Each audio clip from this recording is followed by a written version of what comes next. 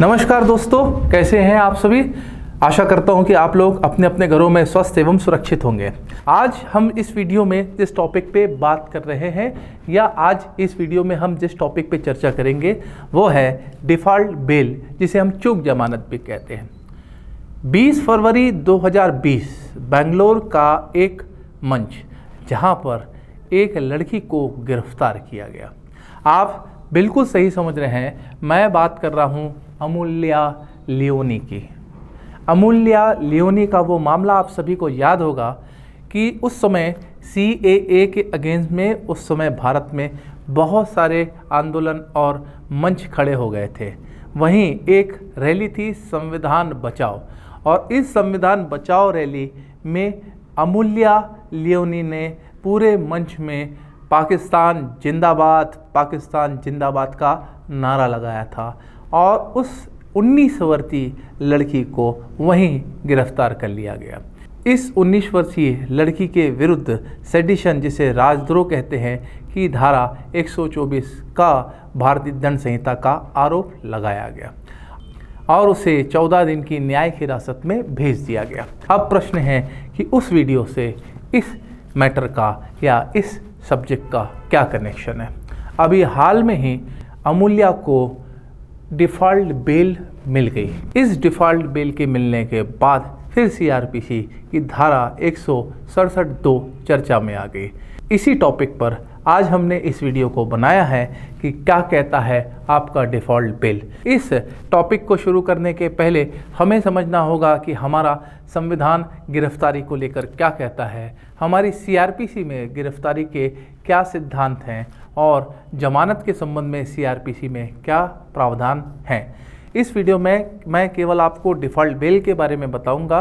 तो चलिए, आपका मेंटर नितिन कुमार नामदेव इस वीडियो सेशन में आपका स्वागत करता है और हम शुरू करते हैं आज के इस टॉपिक को।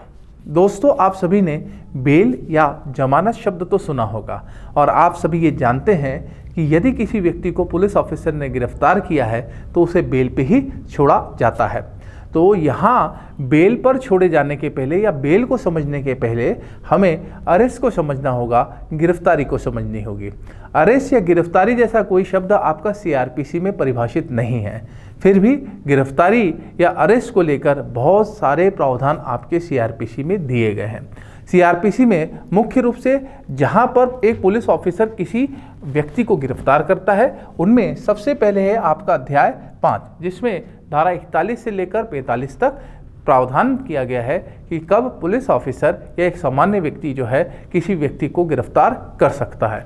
इसके बाद अध्याय 11 में धारा 151 में भी जो है पुलिस ऑफिसर को संज्ञेय अपराध की इत्तला प्राप्त होने पर या उसकी परिकल्पना की इत्तला प्राप्त होने पर उस व्यक्ति को गिरफ्तार करने का अधिकार देता है। इसके अलावा जो अध्याय आपका 12 है, वहाँ पर भी जब पुलिस ऑफिसर को किसी संज्ञेय अपराध की इत्तला धारा 154 के अंतर्गत दी जाती है, तब वह अन्वेषण प्रारंभ करने के साथ साथ या उसके पश्चात 157 में उस व्यक्ति को जिसके खिलाफ उसे संज्ञेय अपराध की जानकारी प्राप्त हुई है या इत्तला प्राप्त हुई है, उसे गिरफ्तार कर सकता है। यहाँ पुलिस ऑफिसर को बहुत बड़ा अधिकार CRPC के अंतर्गत किसी व्यक्ति को गिरफ्तार करने का दिया गया है। अब प्रश्न ये है कि यदि किसी व्यक्ति को गिरफ्तार किया गया है तो उसके अधिकार क्या है। तो यहाँ पर हमें सबसे पहले हमारे संविधान के अनुच्छेद 21 की चर्चा करना जरूरी है। हमारा संविधान का अनुच्छेद 21 ये कहता है कि यदि किसी व्यक्ति को गिरफ्तार किया जाता है तो वह विधि द्वारा स्थापित प्रक्रिया के अनुसार होना चाहिए, अन्यथा नहीं। अनुच्छेद 21 में यह कहा गया है कि किसी भी व्यक्ति को विधि द्वारा स्थापित प्रक्रिया को छोड़कर उसके प्राण एवं दैहिक स्वतंत्रता से उसे वंचित नहीं किया जा सकता। इसके बाद मैं आपसे अनुच्छेद 22 की चर्चा करूंगा। अनुच्छेद 22 में गिरफ्तार व्यक्ति के संरक्षण की बात की गई है कि यदि किसी व्यक्ति को गिरफ्तार किया गया है तो पहला, उसे गिरफ्तारी के कारण बताना होगा। दूसरा, उस गिरफ्तार किए गए व्यक्ति को उसके पसंद के अधिवक्ता से सलाह लेने का पूरा अधिकार होगा। और जो सबसे इम्पॉर्टेंट है वो ये है कि जिस व्यक्ति को गिरफ्तार किया गया है उसे 24 घंटे के अंदर मजिस्ट्रेट के सामने पेश करना होगा, यात्रा के समय को छोड़कर। तो ये था आपका संविधान का अनुच्छेद 21 और 22। अब हम बात करते हैं CRPC की धारा 57।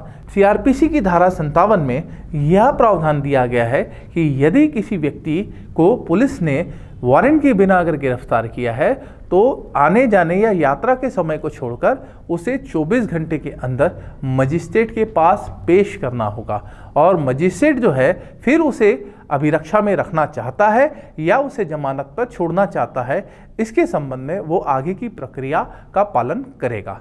तो जब किसी व्यक्ति को पुलिस ऑफिसर ने वारंट के बिना अगर गिरफ्तार किया है तो उसे 24 घंटे के अंदर मजिस्ट्रेट के पास पेश करना होगा।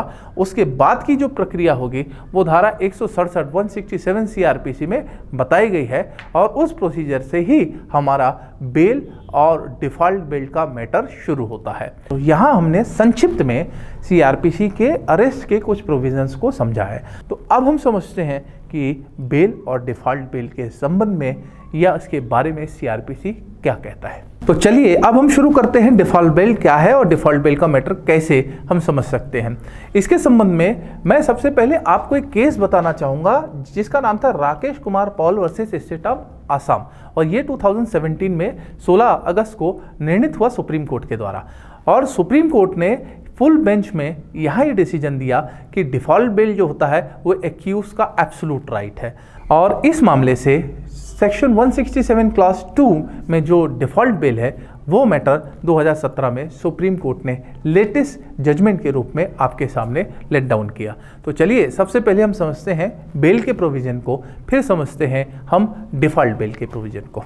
अब चलते हैं हम जमानत के प्रावधानों के संबंध में सीआरपीसी क्या कहता है। तो जो बेल है और जो जमानत है इसके संबंध में सबसे पहले सीआरपीसी में रेगुलर बेल की बात की गई है जो कि चैप्टर 33 के सेक्शन 436 और 437 में आप क्लेम करते हैं। अब होती है आपकी अग्रिम जमानत जिसको आप एंटीसिपेटरी बेल कहते हैं और वो भी आपके इसी चैप्टर के सेक्शन 438 में दिया गया है। इसके बाद एक अपीलेट बेल होती है कि जब आप अपील में हैं तो अपील में भी आप बेल क्लेम कर सकते हैं और बेल इन अपील का जो प्रोविज़न है वो चैप्टर 29 के सेक्शन 389 में है कि यदि आपका मामला जो है अपील में गया है और आप जो है उस समय जेल में हैं तो आप उस समय कैसे बेल क्लेम कर सकते हैं या किस सेक्शन में बेल क्लेम करेंगे उसका प्रोविज़न दिया गया है सेक्शन 389 में। तो यहाँ पर जो सीआरपीसी है उसमें सबसे पहले एक रेगुलर बेल होती है, दूसरा यहाँ पर एंटीसिपेटरी बेल होती है और तीसरा बेल इन अपील। अपील में भी आप जो है जमानत का कैसे अधिकार रखते हैं, ये तीनों प्रावधान आपके सीआरपीसी में दिया गया है। तो चलिए जो आज के वीडियो का टॉपिक है डिफ़ॉल्ट बेल, उस पर अब हम थोड़ी सी चर्चा करते हैं। डिफ़ॉल्ट बेल को समझने के पहले आपको सीआरपीसी के सेक्शन 167 के क्लॉज 1 को समझना होगा और सेक्शन 167 क्लॉज क्या कहता है उसके संबंध में आप सबसे पहले इस स्लाइड को पढ़ लें।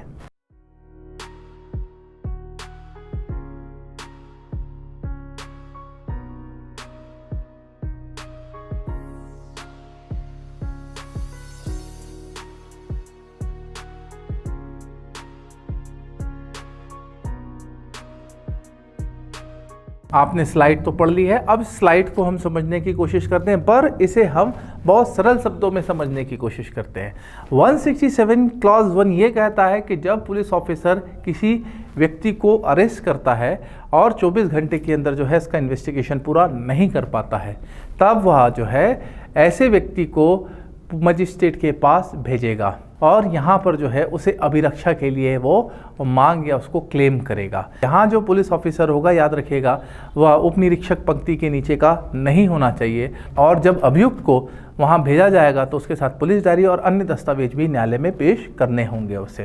तो यहाँ पर आपने 167 क्लॉज 1 को समझ लिया कि यहाँ ठीक है पुलिस ऑफिसर जो है उस व्यक्ति को जिसे गिरफ्तार या अभिरक्षा में रखा गया है उसे वह रिमांड के लिए मजिस्ट्रेट के पास भेजेगा। अब क्लॉज 2 क्या कहता है उसको समझते हैं। क्लॉज 2 में बहुत सीधी सी बात कही है कि जिस व्यक्ति को मजिस्ट्रेट के पास भेजा गया है और अगर उसने नॉन बेलेबल ऑफेंस किया है तो मजिस्ट्रेट जो है उसे जुडिशियल रिमांड और यदि पुलिस रिमांड की आवश्यकता होती है तो पुलिस रिमांड में भेज सकता है। अब यहाँ से शुरू होता है डिफ़ॉल्ट बेल का कंसेप्ट, यहाँ से शुरू होता है चूक जमानत।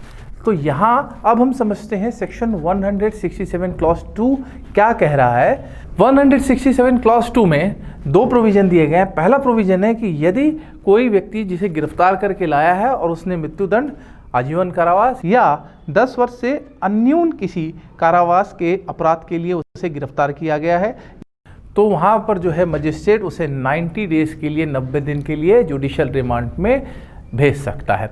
और यदि वो अपराध जो है 10 साल से कम का है तो वहाँ मजिस्ट्रेट उसे 60 दिन के लिए जुडिशियल रिमांड में भेज सकता है।